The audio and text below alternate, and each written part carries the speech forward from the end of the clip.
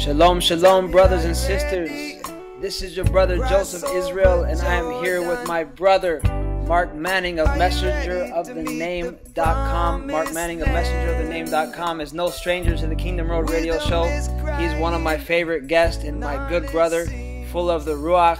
And we are here. It's been a while since we got together and recorded a radio show, and we're just ready to really share a message here with you all today. And this honestly was a spontaneous show, and we're going to just really speak from the heart. We have some things. It's been a while since we really got together and studied the Word, but we've talked a few times, and there's some things on our mind that we want to share with our brothers and sisters out there.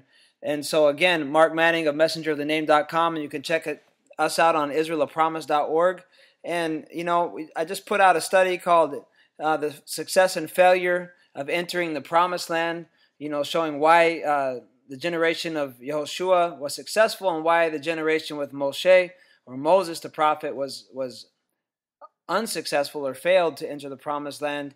And Brother Mark put out a video called The Wheat and the Tares, or concerning this parable, and it's a great teaching, and we're going to get back together at a later time and really talk about this video. I'm looking forward to this message really reaching the world. But today we're going to talk about rebellion. We're going to talk about a parable in Matthew 25 about the talents, and we're here. And so I just want to introduce Brother Mark here to you all. Brother Mark, it's great to have you again. Shalom. Shalom. Yes, it's great to be here. It was a spontaneous decision for sure, like you said, but nonetheless, I believe it was appointment. So here we are. Awesome. I'm so excited to be here. Shalom to everybody out there listening. True. Yeah, I mean, this was really, I felt it that I should reach out to Brother Mark, and he responded, and normally doesn't even have this reception on his phone, and it just worked out that we could be here in this moment. So brothers and sisters, get ready. This is going to be a mighty show, and we're going to talk about the parable of the talents first. We're going to start in Matthew 25, verse 14. I'm going to read it. I'm just going to read the whole thing, and then we'll go, and then I'll read a verse, and then we'll talk about it, Brother Mark. We'll go through it, and you can bring out some points, and I'll share a few points, and then we'll go from there. So I'm going to read the Revised Standard Version, Matthew 25, verse 14. For it will be, and this is talking about verse 13, watch therefore, for you know neither the day nor the hour. For it will be as when a man going on a journey called his servants and entrusted to them his property. To one he gave 5 talents, to another 2, to another 1, to each according to his ability. Then he went away. He who had received the 5 talents went at once and traded with them, and he made 5 talents more. So too, he who had the 2 talents made 2 talents more. But he who had received the 1 talent went and dug in the ground and hid his master's money. Now, after a long time, the master of those servants came and settled accounts with them. And he who had received the 5 talents came forward, bringing 5 talents more, saying, Master, you delivered to me 5 talents. Here I have made 5 talents more. His master said to him, Well done, good and faithful servant, for you have been faithful over a little. I will set you over much. Enter into the joy of your master. And he also who had the 2 talents came forward, saying, Master, you had delivered to me 2 talents. Here I have 2 talents more. His master said to him, Well done, good and faithful servant, for you have been faithful over a little. I will set you over much. Enter into the joy of your master. He also who had received the 1 talent came forward and said, Master, I knew you to be a hard man, reaping where you did not sow and gathering where you did not winnow. So I was afraid, and I went and hid your talent in the ground. Here you have what is yours. But the master answered him, You wicked and slothful servant. You knew that I reap where I have not sowed and gather where I have not winnowed. Then you ought to have invested my money with the bankers, and at my coming I would have received what was my own with interest. So take the talent from him and give it to him who has 10 talents. For to everyone who has will more be given, and he will have abundance. But from him who has not, even what he has will be taken away. And cast the worthless servant into the outer darkness. There will men weep and gnash their teeth. Amen. What a teaching. And so, Brother Mark, we were talking about this before the program about this, and it is interesting. One is given 5, one is given 2, and one is given 1. Actually, these 3 servants, and their master gives them each what the master deems according to their ability. And so, which means, to me, this kind of shows us about that the Most High doesn't give us more than we can handle, but different people can handle different amounts of truth or different amounts of talents or money investment into their life. The Mashiach here is the master, and obviously the father of all gives the Mashiach everything that he has. So, but what the master invests into each one of us is according to our ability, but what we do with it is up to us. Brother Mark, I'm going to let you take it from here and give some reasonings, and we'll go back and forth. So share with us, my brother. Yeah, it's a very deep parable, as are all the parables of Yahushua. There's so much to say about each and every one of them. One of the first things that should be understood is that, again, this is a picture of Messiah Yahushua. He is the master of the house. And the master of the house is called his own servants. That's what has to be understood. His own servants. Okay, so right. We're not referring to people outside of the what is called the kingdom or referred to the kingdom necessarily. We're talking about people who have all have a relationship in that they are to be servants of the master. Okay, and the master has bestowed upon them his estate, essentially. He's going on a trip. One should understand most likely is some type of business trip, because we hear about this master, that this master reaps where he does not sow. He is a man of great wealth and esteem. And all this is known by the servants. And so what's interesting here is that they're giving the task of maintaining the estate of the master. And those that have, they are the ones, those that have an excess. You have the man who has the one, he's afraid. But those who have more than one, they go out and they're willing to put it on the line, and they actually are able to bring an increase. But the man who has the one, who has just this one talent. Now, when we're understanding the talents, again, this is very deep. This isn't just talking about what necessarily somebody can handle, in the sense that that this person wasn't, understood to have the capability to make this multiply, because the master knew that this person could handle it. You have to understand that, because you see, he didn't have to give that servant anything, right? But he bestowed upon him one talent. He bestowed upon him one talent. So this isn't like the master is being wicked. The master is being very generous. Very generous, bestows upon the person essentially part of his estate, and trusts it with him. And instead of sharing it and bringing forth increase, he hides it and he squanders the wealth of the master. And then, to the face of the master, he acknowledges the righteousness of the master.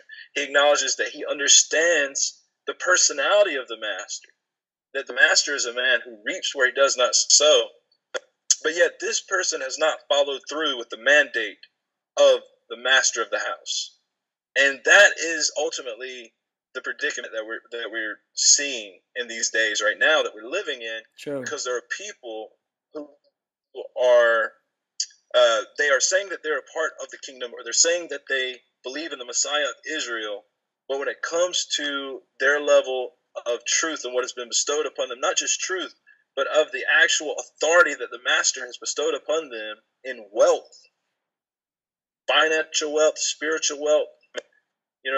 There's layers, but what's happened is that they're squandering the estate of the master, and essentially they're bringing the master's estate to nothing. There's no value, there's no profit. Now, if we thought about this, any other way, it makes sense that to who has, more would be given, and to who doesn't have, even what he thinks to have will be taken from him. Because, like I said before we talked on the show, if you look at trees, for instance, if you have a fruit-bearing tree, it's producing lots of fruit.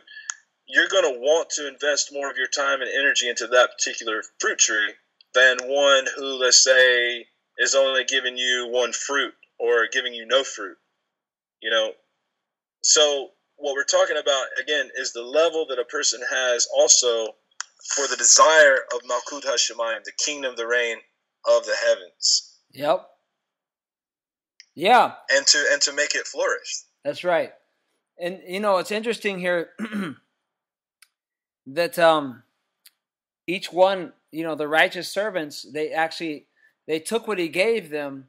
And, you know, this is something that my grandfather, he always told me, like a little saying that he always wrote, like when I first was given my scriptures by my grandfather, he said, you know, basically, you know, what we are is the Most High's gift to us, you know, but who we become is our gift to the Almighty, you know. So what do we have? So what do we have to offer the Most High, you know? And so and obviously, like you're saying, the Mashiach Yeshua, he's the master that the Almighty has set over the house, and the house is the house of Israel, and it is and so it's interesting to understand this, but to understand that what the Almighty has given each one of us, and there's many, you know, what has he given us? He's given us the truth. He's given us the Torah. He's given us the Mashiach. He's given us the understanding of the kingdom, and that we have this call.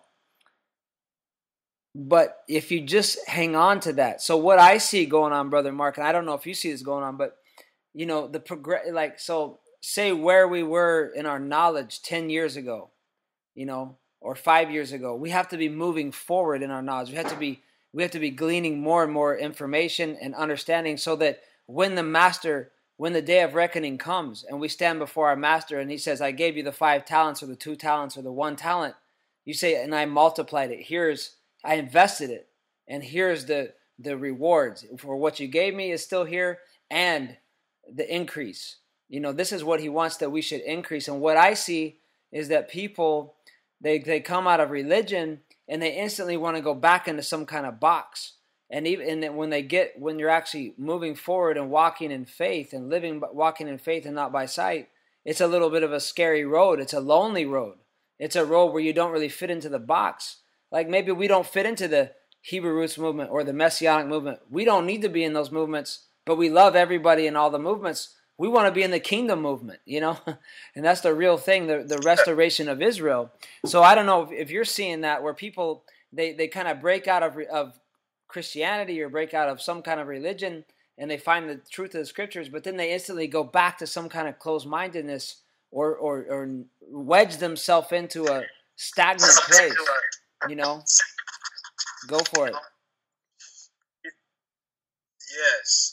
Well, I mean, the thing is what you're saying is exactly true. The kingdom movement, that is the focus. We're talking about Malkut, or the Hebrew word also Mamlak, which both those terms that are used for kingdom, they come from the Hebrew word Melech, which means a king, a sovereign ruler. Yep. And so essentially, I don't think that we all understand or comprehend exactly what that means just yet, because we actually haven't seen a successful kingdom in our lifetime. Mm-hmm. Okay, because we think we know what kingdom is. We don't live under a kingdom. In America, we don't even understand the concept. We think we have a democracy, a republic, all these various things. And then when you look at the idea of kingdom, the only kingdoms you've ever seen, even in history, you know, up until the 19th century, monarchy was the most prevalent form of government for mankind. But even if you did live in a time where you could have seen a successful kingdom, the only true successful kingdom that there is ever going to be is Malkut HaShemayim, the kingdom, the reign of the heavens, which is the kingdom of Yahuwah, the reign of Yahuwah. And, you know, so therefore, when we invest into the kingdom, what we have already been given, as you were already saying, you are not investing into what we know today as these temporal things, these material things. What you're doing is you're investing into what Yahushua said. He said, why do you labor? Or things are going to rust, things are going to fade away. Or we should be laboring for riches, laying up riches for ourselves in Malkut HaShemayim, the kingdom, the reign of the heavens. And the kingdom, the reign of the heavens, this is not, a religious kind of superstitious, overly spiritualized, fluffy cloud thing. This is a reality. We are in a transition right now where we are transitioning from this worldly kingdom that is being run by Shaitan, because mankind gave the dragon authority over himself by rebellion, by sinning against Yahuwah. And so therefore, now we have this situation where the kingdom, we're now in transition, because the kingdom of heaven is at hand, literally. Like, right as we speak, Yahushua said that his kingdom was already on the earth. He already spoke that these things were coming to pass as they are now. So now we're seeing this, and we're having to prepare ourselves as individuals, because this is more real than anything else you will ever experience. The preparation for the coming Malkut, the coming kingdom. It's going to be unlike anything that mankind has ever known. It's going to be, so wonderful. So therefore, you want to enter into the joy of your master. And you do that by showing the master that you are capable of being productive in his kingdom, with his estate, because he's entrusted with you everything. If you're a believer, you call yourself a believer in the Messiah of Israel, he entrusted you with his good news, the glad tidings of the reign of Yahuwah. He also has entrusted you with his name. He has entrusted you with power and with understanding and wisdom of the scriptures. And so he expects something out of you in return. Yeah. And he says, if you are one of those students or one of those servants that do not become productive, that you will not be in the kingdom of Yahuwah. And what you do have will be given to the ones that are productive, which is interesting. Exactly. And exactly. You know what, Joe?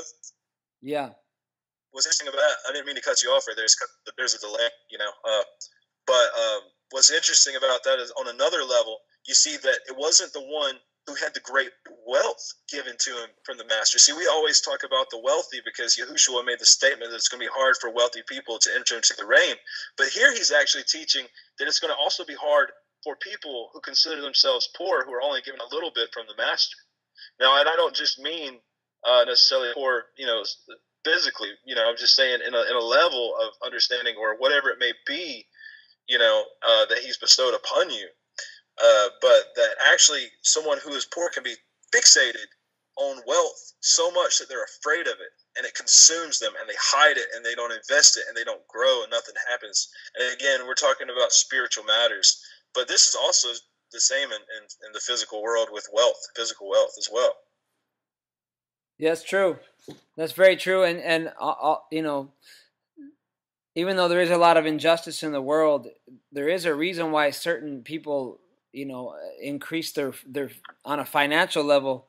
People that are financially successful, there's reasons why they're successful. They risk it, they invest it, they work hard to increase it. They don't just bury it. I mean, if anyone knows, if you've ever had, even $100 or $1,000, if you just spend it, it's gonna be gone. Or if you bury it, it's not gonna increase. It's gonna, so.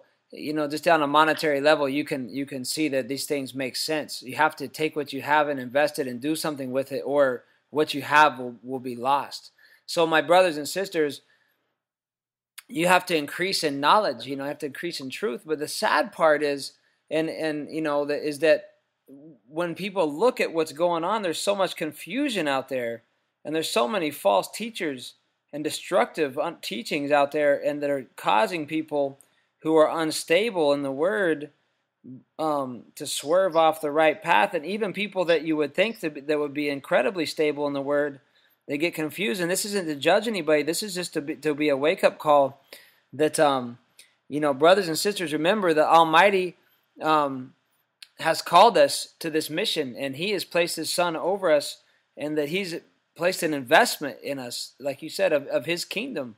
And we have to, there's going to be a day when, how have we invested it? What have we done with it? And, if the servant that just maintained what he was given was considered wicked and he lost out, what about the ones that lost what they were given? You know what I'm saying? That actually went backwards. I mean, that's not even in the parable, Yes. but I have to think about it. Like some people that are like, man, I spent all the money you gave me. I don't have anything. I mean, that's so off that it's not even in the parable. So I've seen people that are strong in the truth, and they reach a point where more understanding is given to them, and they don't move forward. Or they have a chance to increase. They don't move forward with it. They're afraid to move forward with it. They're used to their new religion, which is the level that they had reached, and they don't want to move forward with their understanding in Torah. They don't want to move forward with their understanding, because the ideas of like replacement theology and all these things have really, and anti-Semitism are really deep within the mind of a lot of people in this world that read the scriptures, and they run, the Hebrew roots movement has woken them up that there's a Hebrew, there's a deeper Hebrew meaning to the scriptures. And then they find out about other, the Dead Sea Scrolls and all these things that are wonderful, but they go off the deep end into these things, and they forget what they originally had, and they end up losing everything. And I've seen people, as we talked about in one of our last podcasts about the Torah calendar, how the calendar issue has caused so many people to go off track from the simple calendar as it's given in the scriptures. They forget the inspired word of the Most High. But if we stick to the word, we're going to increase because he's going to teach us from that word. But if you swerve from the word, and the beautiful thing of the Dead Sea Scrolls and all these other findings is they prove the Torah to be true and accurate, the Tanakh. And so these are incredible things. But, the people, like it says, what people do with Shaul's teachings, they twist all scriptures to their own destruction. But this is a sad thing, and it shouldn't be. So, we want our brothers and sisters to see these things, and anyone, we all need to look at these things and really check ourselves, but also, we can also see what's going on out there, and it's really disheartening to me to see these things. So brothers and sisters, realize what you've been given is something that you can handle, and please invest it in the right way, and so that when the master does come, and he does, call his servants together, that he will say, come my, what does it say here? Well done, good and faithful servant, for you have been faithful over a little, I will set you over much, and enter the joy of your master. And that brought me to that part where you were talking about people haven't even seen a successful kingdom, Brother Mark. And it says you've been faithful over a little. The little bit that we are maintaining of Torah, of truth, and sharing this, the Basora Tovah, the good news, the good news of the Malchut, the kingdom of the Almighty, and blessed is the name of the kingdom forever and ever. Baruch Shem Kavod Malchut Olam Va'ed. This name will be, the name of his kingdom will be blessed forever. I mean, this is the whole thing that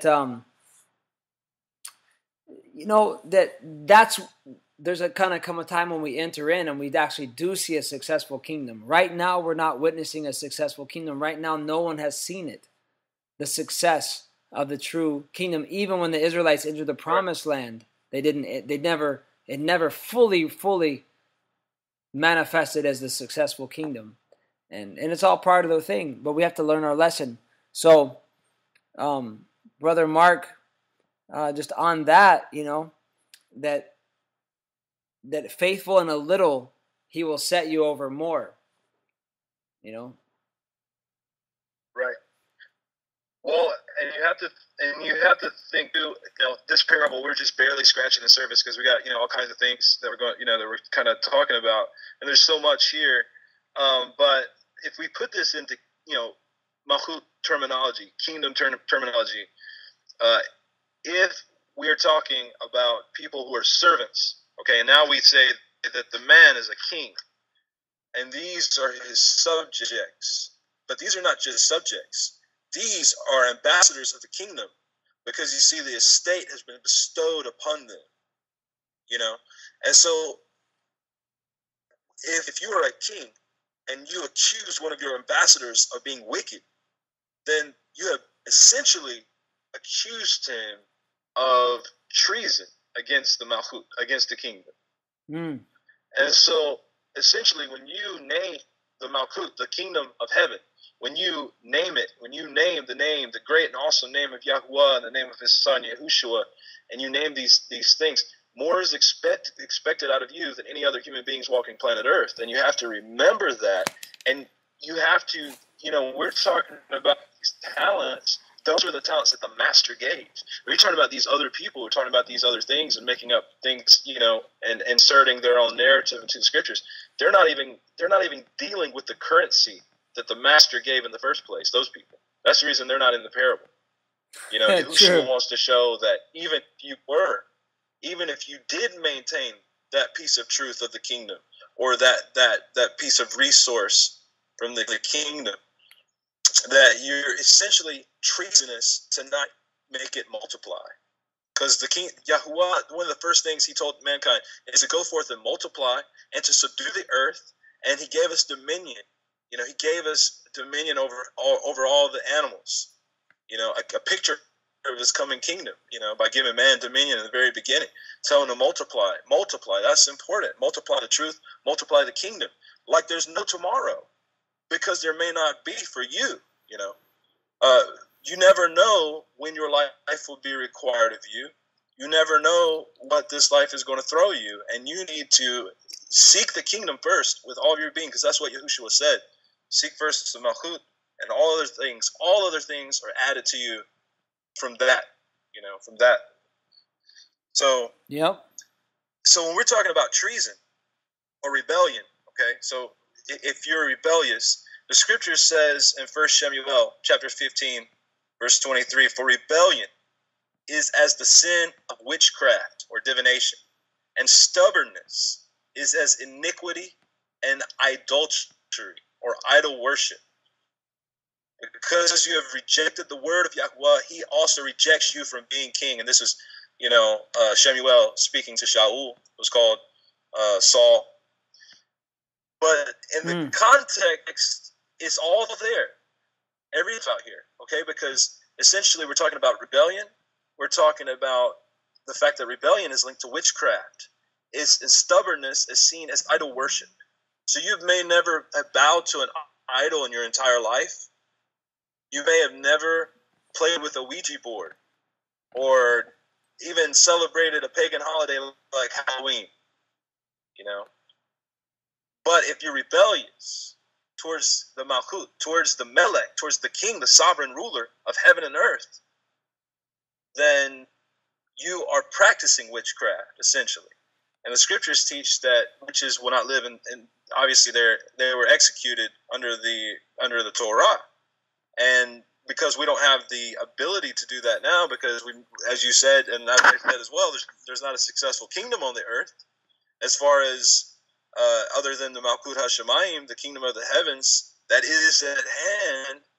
But that's still happening in stages. So our Melech, our king, is far away. He's on a journey right now. He's coming back, and he's going to settle accounts. He's going to open the books. He's going to look at what you've been given, look at what your situation is, and it says further in Matthew chapter 25, then he's going to separate the sheep from the goats. And then he's going to talk about works. He's going to say, I was hungry, and you fed me. I was naked, and you clothed me. That's what he's going to say to the righteous.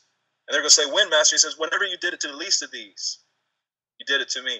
But to the goats on the left, he's going to say, I was hungry, you did not feed me. I was in prison, you did not visit me. When, Master?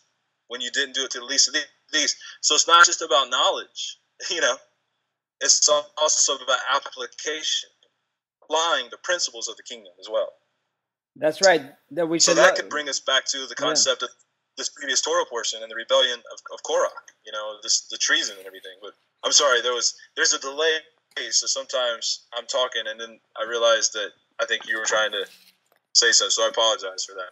Oh no, that's fine, my brother. Yeah, exactly. I mean, the laws of the kingdom is that we should love our neighbor as we love ourselves, to love each other, and that's what's basically required. The thing that's interesting though is the person that buried the talent seems to be only concerned for himself, and the ones that were given the 5 and the 2 talents that multiplied their talents, they seem to be more concerned about the master, about increasing what was the master's. They love the master so much they didn't really care about themselves. You know, they were all for him. The other servant that could have been righteous, even with his 1 talent, he was worried about his own life, what was going to happen to him when the master came back. So, you know, there's a perspective there, and that led to his demise and being rejected from the kingdom, and even what he had was taken away and given to the ones.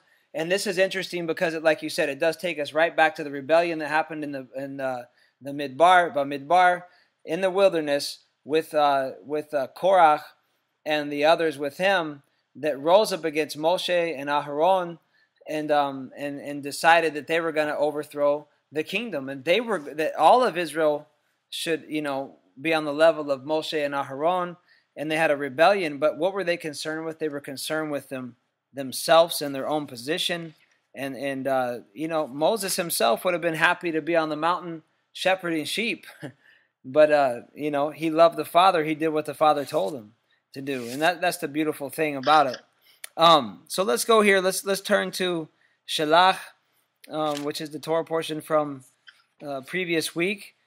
And when the spies went into the land, and then the people, they heard the land was beautiful, but then they well, actually, that's actually the Torah portion before, and but they didn't make it to the land because they didn't have the Emunah, and they ended up wanting to go back to Egypt. And then the people realized they weren't going to go back to Egypt. They weren't going to make it to the Promised Land, and then became a rebellion against Moshe. And it says it's actually the parasha Korach, and Bamidbar chapter 16, and it says here, I'm going to read it. Separated himself did Korach, son of Izhar, son of Kohath, son of Levi, with Datan, and Abiram, son of Eliab, and On, son of Pelet, the sons of Reuben. They stood before Moshe, and with them men from the children of Israel, 250 leaders of the assembly, those summoned for meeting, men of renown.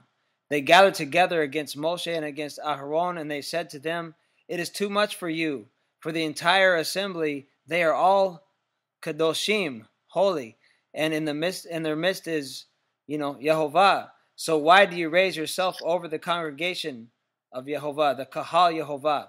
And Moshe heard and fell on his face, and so he spoke to them,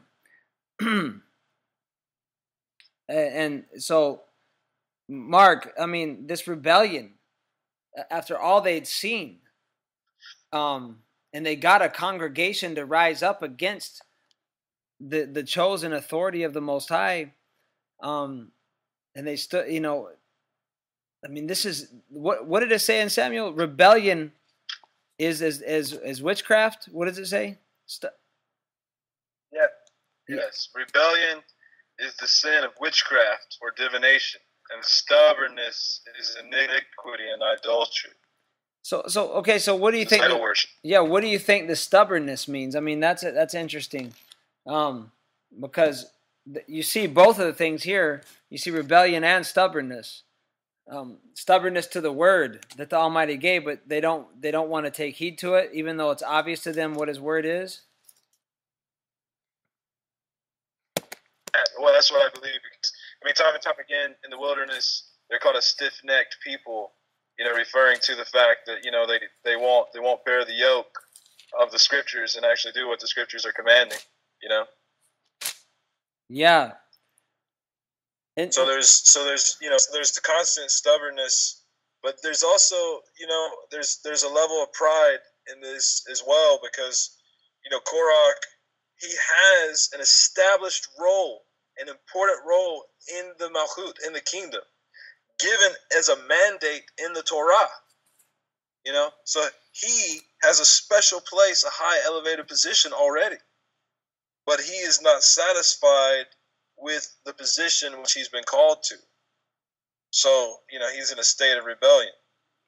So yeah, Korach is a son of Levi. So he was a Levite. He was separated from the tribes, the other 12 tribes, to serve in the and the tabernacle along with the Kohanim. I mean, this is an amazing position. But he wanted to be the Kohen, you know?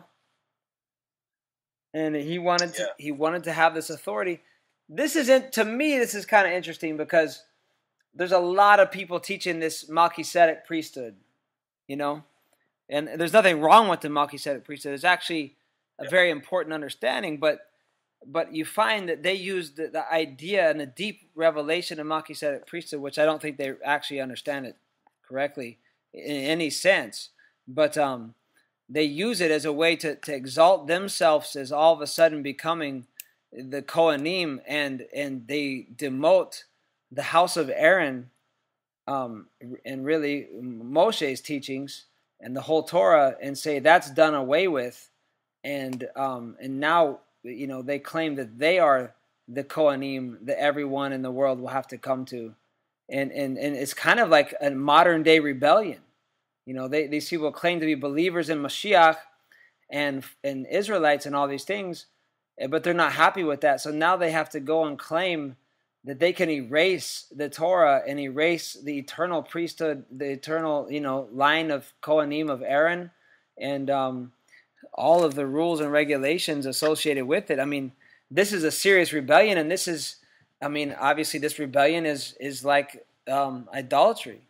It's a terrible, it's like, let me see here. I have the New World Translation says on that scripture that you read, it says, to obey is better than sacrifice, and to pay attention, you know, to the word than that of the fat of rams. But for rebelliousness is the same as the sin of divination, and pushing ahead presumptuously the same as using magical powers and idolatry. Because you have rejected the word of Yehovah, he has rejected you from being king. So we see that was very serious for Saul. Shaul, he lost it. He had a lot invested into him, but he didn't pay attention to the word. So what do you think is going to happen to the people that have the word in front of them, but they don't pay attention? And it's like Korach, and it's like these people that are claiming to be the Melchizedek priesthood, when they're actually absolutely not. And if they were, they would have a lot more love for the house of Aaron and the house of Levi. Mark, do you have any words for this? Well, that's a very complex and insane form of teaching that's going out, like a lot of the other insane teachings that are going out. And it's essentially what it is they're using these terms. Melchizedek, that's the Hebrew term for what people have called Melchizedek, and obviously means king of righteousness. Yep. And they're using these Hebrew terms, and they're talking about these little things here and there from the Torah, because this is what it is. And I just uploaded a video essentially that deals with it. Yahushua gave a parable, very simple. A man went forth to sow seed in his field. And while men slept, an enemy came, and he sowed tares amongst the wheat.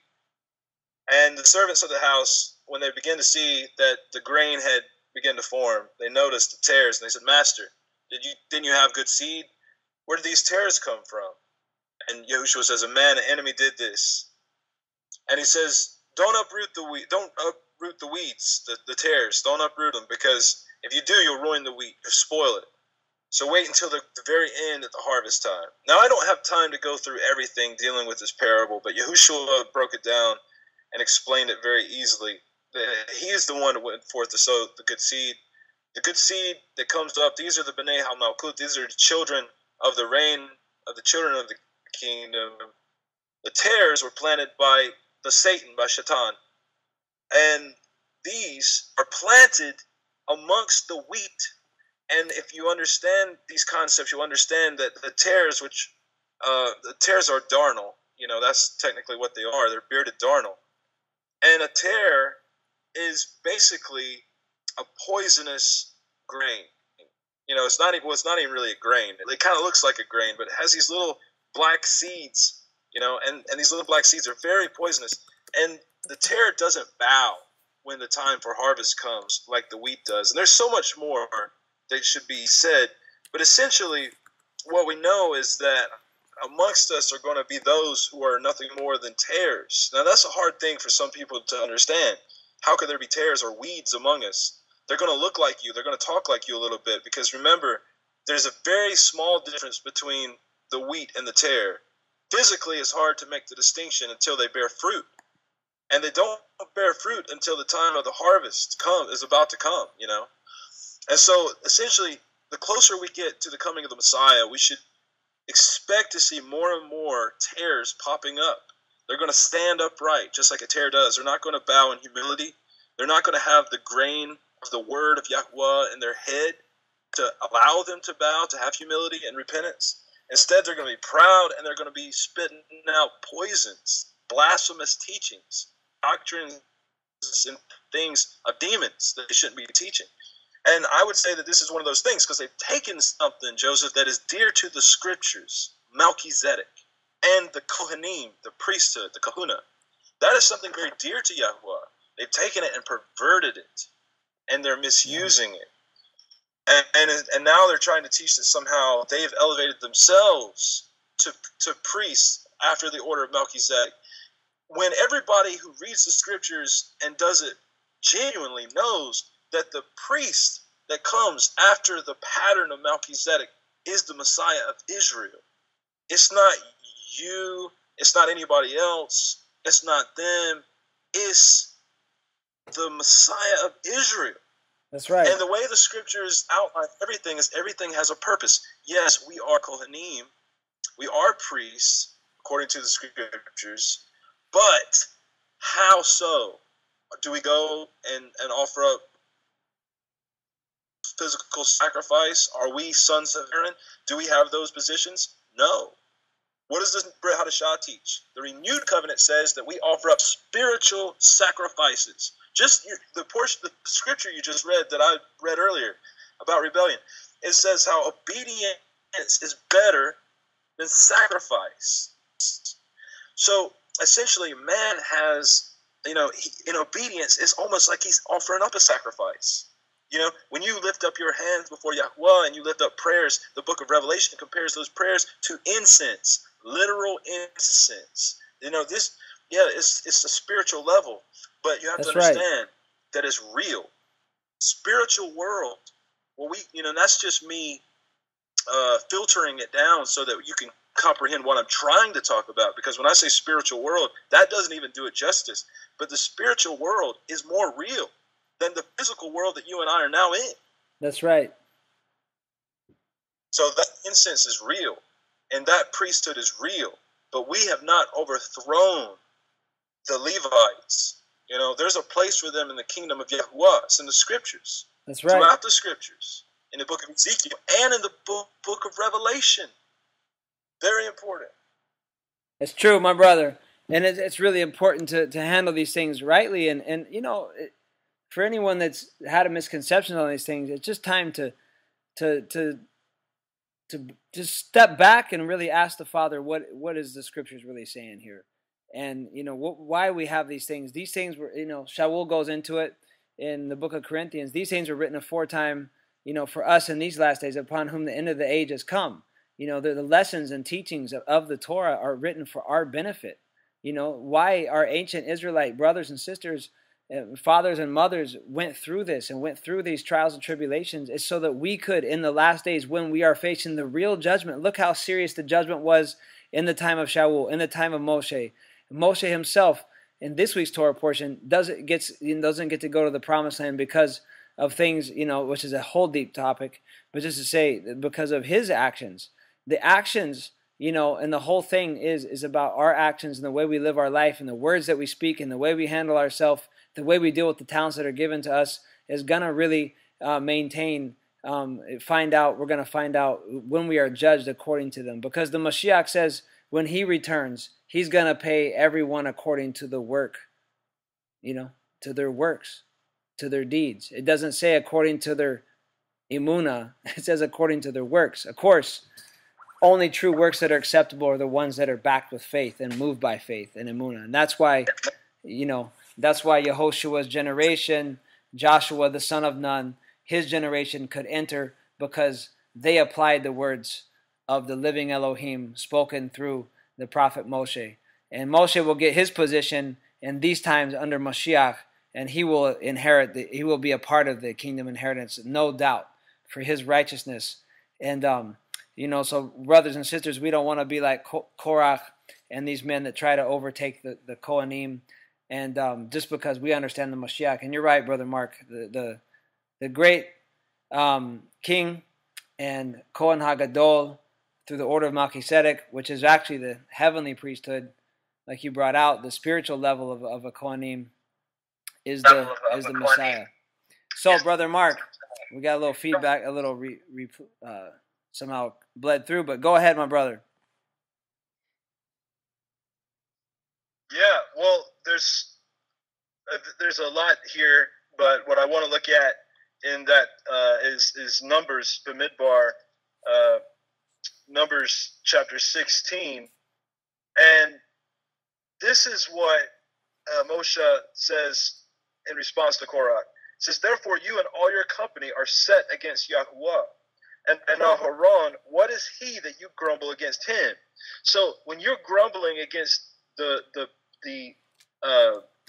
government of Yahuwah, which essentially, you see, that's another thing, is that in the kingdoms that you are familiar with on the earth, one thing is primarily lacking: a priesthood. Except for Vatican City. Vatican City, they have their false priests, and they've got their kingdom and everything. But all ancient empires had priests, all of them. They believed that the king had a divine mandate from heaven. There is not a single empire that has ever existed where the king was an atheist. Every empire that's ever existed believed they were given a mandate from the heavens, and they had priests, and they had a priesthood.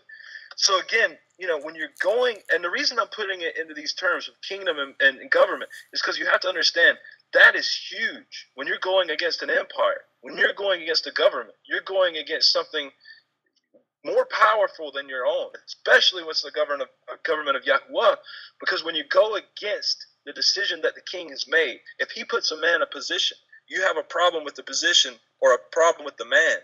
What happens is that the king doesn't look at it in that way. He looks at it as if you have something against him personally. So that's the issue here. That's the reason we have to be super careful with the scriptures. It has been treated as if it's just some religious book. But actually what it is the blueprints for Yahweh's Malkut, his kingdom, his reign. The Torah, those are the instructions of the kingdom. So, so they're trying to overthrow a part of the government, and like every kingdom in the past, there were priests. But in Yahweh's government, there were righteous priests. They didn't offer up all the abominations and things like that, obviously. But and so then now let us look at verse 26. Okay. Actually, verse 25. So Moshe rose up and went to Dathan, and Abiram, the elders of Israel, followed him. And he spoke to the congregation, saying, "Please turn away from the tents of these wrong men. Do not touch whatever belongs to them, lest you be consumed in all their sins." It matters who you invest your time with, whose property you touch, whose company you keep, what teacher you're listening to. Yep. That stuff matters. People today, they treat the truth as if it's, clothing or something that I can try this on.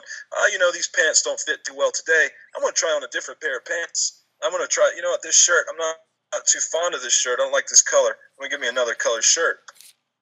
That's how they're treating the truth. They think that they can navigate through the scriptures and cherry pick what they like and apply those precepts. But by doing so, what they're doing is the same thing the Pharisees were accused of by Yahushua. Those people today, they'll say, all those Pharisees, you mentioned the anti-Semitism, all those Jews and their traditions and all these things. Okay, well, look at all of you. And look at these people that are saying these things. Right. They have concocted their own traditions, their own religion. If Yahushua was walking the face of the earth right now, he would probably have more to say to some of you than what he would have to say to the Pharisees at this point. Because the difference is that you believe in the Messiah of Israel. that you have, So these things are important. I mean, that's the reason. What we're essentially saying, and what I'm gathering from this whole dialogue, because this wasn't a planned dialogue, and everybody, this is just coming forth from things that we've been thinking about over the last month or whatever, just things that may have been on our mind. And essentially, what it all comes down to is that the closer that we get to this time of the harvest, where the master goes to harvest his golden grain, the wheat of the field, the B'nai HaMalkut, the children of the kingdom, the closer we get to that point, again, we have to get everything in line. We have to get it all right, all of our I's dotted, all our T's crossed.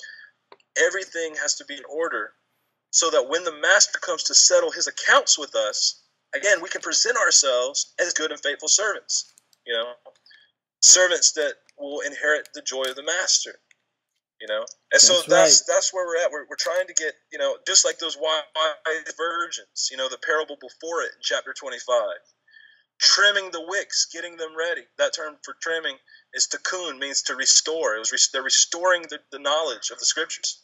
There's more to it. The oil represents the name even. There's so much there. So these concepts of the Malak Ha'Shem, the king of the universe, Yahuwah, his name, the name of his son, the reality of the message that they brought forth, which is the Torah, the law of Yahuwah's kingdom. These things have to be known in truth and responded to in truth, because the master who's coming, he reaps where he doesn't sow. He gathers where there was no seed sown. He is a man who is going to require of all men, whether they're his servant or not. Amen. Now, another thing too about talking about that parable is that if you were such a servant in those days that a master would trust you with his wealth and his estate, you would have also had a signet ring of the master, most likely, or at least you would be given one after passing this test. But either way, you would be known in the open square and in the market by the name of your master, because you would present yourself and they would know you were a servant. Because a lot of Israelites, if they had gone through with the whole process of being a servant for life, they would have their ears pierced, which would only be something a slave or a servant would have. And that term Obed doesn't just mean servant; it also means a slave. We're bond servants. We're slaves, and to the Messiah of Israel to do His will. So, in other words, in the open square and around where people would be doing commerce with you, they would recognize you as a servant. They would ask you the name of your master, and you would have favor when you were doing exchanges. And so, another thing that this slothful, wicked servant didn't do is he didn't trust in the name of his master. He didn't trust that he could go forth, proclaim that I am the servant.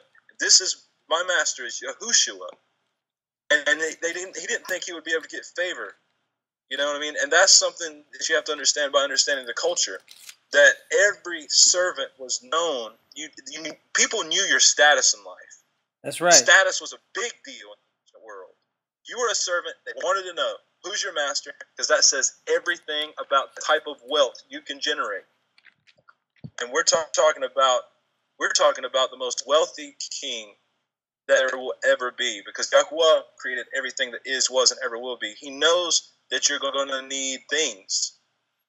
But stop worrying about those things. Seek first the Malkut Hashemayim, the kingdom of the heavens, and those things will be added to you.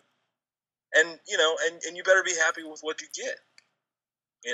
Because when the master comes, whatever you've done with what you've been given, he will take it into account. And so that's why we got to get this truth right. That's the reason it's important to not overstep our bounds. If the king sets up, let's say that he sets up someone to rule over a certain jurisdiction, you have a problem. Again, if you have a problem, just like Korach had with the high priesthood, if you have a problem with that leader, again, the king takes it personal. He takes it personal. So we have to be careful not to treat Yahuwah, who is the king of the universe, as if he's like a president. You know what I mean? Mm-hmm. That's what you're used to. You're used to somebody who's in there for a few years. You don't like what he has to say. You can protest in the streets until he gets out of there. Yahuwah is king, leolam, forever and ever and ever, for eternity. There's no hiding. That's right. Well, it's the truth. And, you know, as we got to wrap this one up here, this has been amazing. So many good points. I just wanted to retouch on that parable on verse 29 where it says, "For to everyone who has, more will be given, and he who has, and he will have an abundance." So everyone who has, it doesn't tell you what they have, but what the has is what it took to invest it and make, you know, double what was given to you. For he who has that quality, that amount of Ruach HaKodesh, more will be given, and he will have an abundance. But the one who does not have, even what he has will be taken away from him. It's the truth. So, brothers and sisters, it's up to each one of us what we do with what we have, and the Most High will be the judge, and he said, you know, his son is the master, and we are the servants, we are the slaves in the house, and so we need to trust in the name of our master and to go out and make a great investment in this kingdom knowledge. And brothers and sisters, remember that the good news of the kingdom will be spread throughout the earth as a witness unto all nations before the end will come. This is in the process of happening. The state of the world is not going to continue forever the way it is. It will reach an end. The time is at hand. No one knows the day nor the hour, but we are definitely approaching the hour, and that the day should not take us by surprise. Brother Mark Manning is a great scripture teacher and a good, humble brother. You can reach him at messengerofthename.com. He's got a wonderful website, Messenger of the Name YouTube.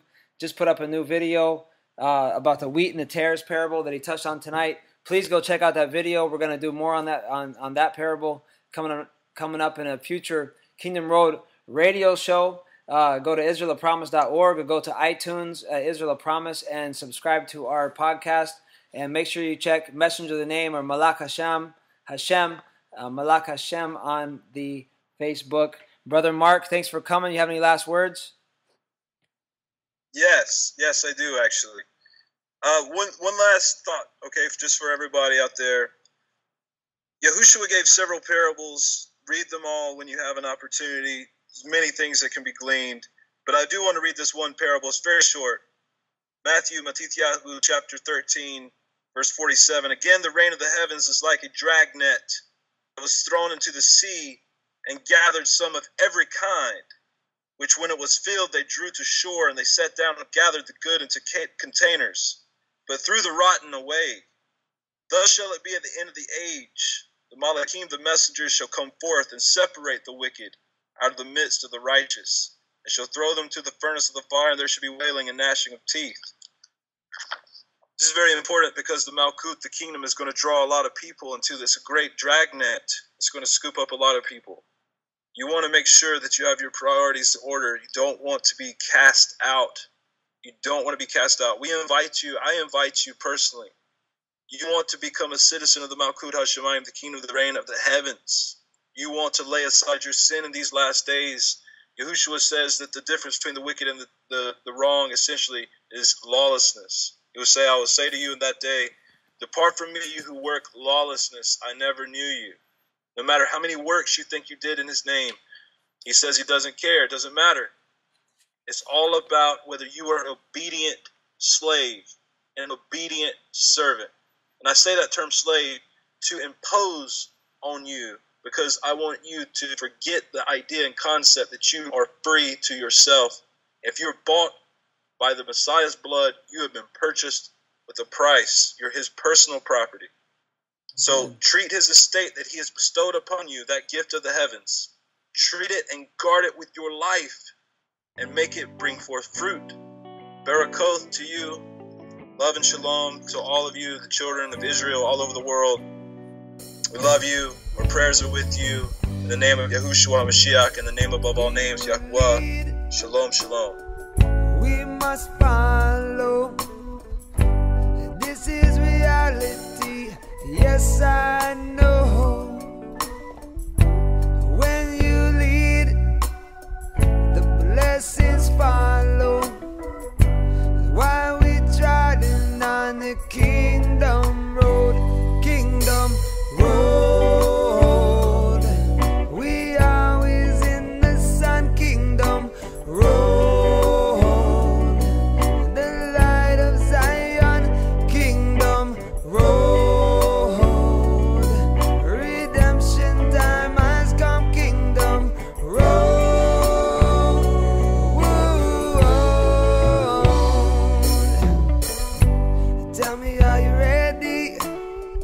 cross over Jordan. Are you ready to meet the promised land?